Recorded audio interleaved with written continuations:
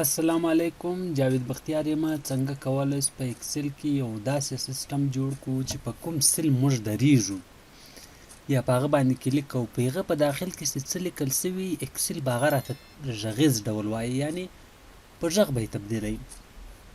دا سیسټم ډېر اسان ده په اکسل کې، ځکه دا اپلیکیشنز کولیکشن ده. دا اپلیکیشن کې یو پروپرټي ده په نامه د سپیچ، د هغه په انسایډ کې یو میتھډ پروت د سپیک.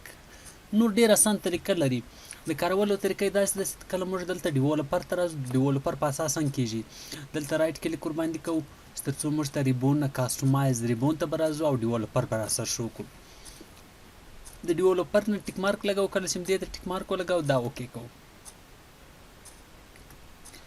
او بیا راځو ویژوال بیسیک ته او بیا په دې شیټ 1 کلیک کوو او په دې شیټ 1 کې سي سلیکشن چینج سو، یعنی یو سلیکشن یو سیل انتخاب سو.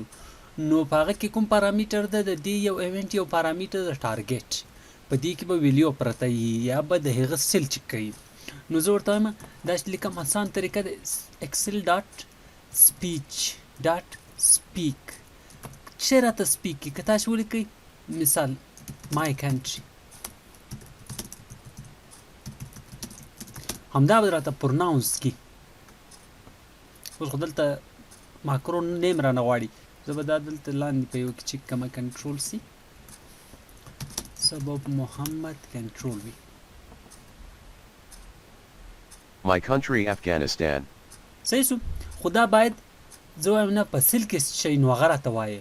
نو زه به څنګه سیل ورته مشخصوم؟ زه ورته وایم ټارګټ ډاټ ویلیو، بس همدا کار کوي.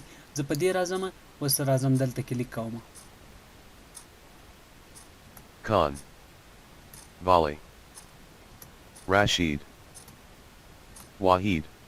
ډېر اسانه طریقه ده، د ویژوال بیسیک په ترو سره دا کار کولی سو.